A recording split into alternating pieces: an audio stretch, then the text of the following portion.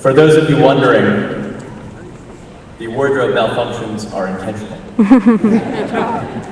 Distinguished deans, esteemed professors, proud parents, grandparents, and relatives, thankful spouses, joyous friends, awesome colleagues, hardworking videographers in the back, and the rest of you. I thank everyone for the honor to address you today at our graduation from medical school. 4 years ago, we embarked on an epic journey, a journey that we set out upon with minimal knowledge of the voyage ahead.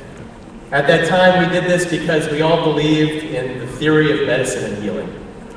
We had all rehearsed our answers to the why medical school and why I wanted to be a doctor questions. We were good at interviewing and very good at passing tests. When we started medical school, it was a mixture of feelings. We were eager and anxious, relieved and unsettled, hopeful yet naive. When we set out on this voyage, we didn't even know the supplies we would need, nor the supports necessary to handle the rapids we were to encounter. 4 years ago, we were given our life jackets during the white coat ceremony. Yes, they were short white coats with deep, empty pockets. And for about a week, maybe 2 tops, they sparkled bright white.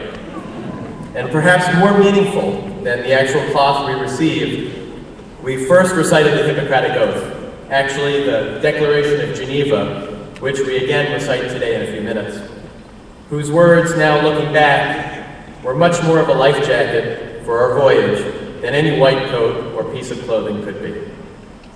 Primum non nocere, first do no harm. This phrase epitomizes a major tenet of bioethics and medicine. Perhaps the most well-known phrase in the Hippocratic Oath, or is it? Interestingly, this phrase is not actually in the Hippocratic Oath, not in the Geneva Declaration, nor is it even attributed to Hippocrates. In fact, it's believed to be attributed to an English physician in the 1600s, Thomas Sydenham, whose name you all hopefully remember, is famous for describing the movement disorder associated with rheumatic fever. During our preclinical years, for many of us, this dictum and other ethical theories were sidelines as we floated down the river trying to absorb the amazing amounts of medical information thrown at us from both sides. We had no patience, no real-world examples, and these phrases and theories of medicine had little context. It was only during the last 2 years that with our patients, with our practice, came our context. A recent fellow at the AMA Institute for Ethics wrote that by swearing an oath, medical graduates commit themselves to the ideal that medicine is, at its most fundamental level, a moral enterprise. The first line from our declaration is, I solemnly pledge to consecrate my life to the service of humanity. Did we all say that? And did we mean it at that time?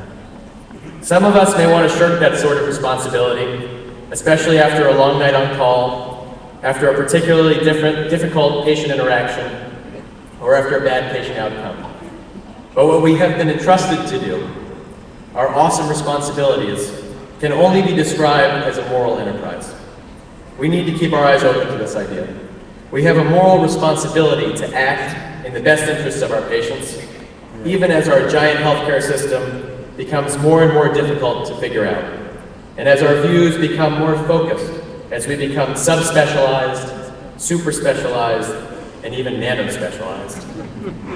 To that end, even within our small specialty communities, we have a moral obligation to constantly push for wider changes to the system that reflect our values as providers. We must not cover our eyes, our ears, and our mouths to injustices in our communities. We must embrace change rather than be fearful of it. As we fan out across the country, we must constantly strive to better the world around us, advocate for those who need assistance, and be leaders in our communities.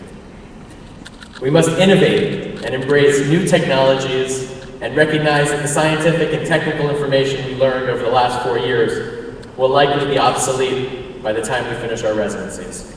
That kind of change you can surely believe in.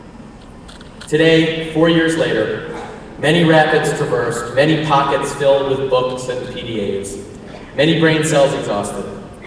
Many student accounts and bank accounts and federal accounts stretched.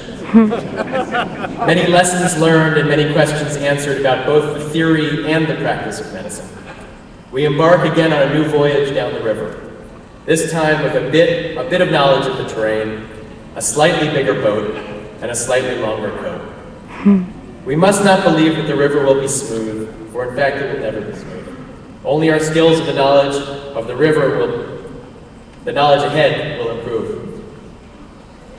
As we soon leave today with our eyes wide open, expecting challenges ahead, and always remembering that oath that we took 4 years ago, and again today. Let us always remember that as we practice on patients, we are just practicing, and always searching for perfection, yet never infallible. Whether the words are 2,000 years old, or 150 or 50, remember them and the theories that accompany them do no harm. Today is a day for celebration and reflection. Tomorrow begins our new voyage. I wish you all the best of luck. Congratulations, class of 2008.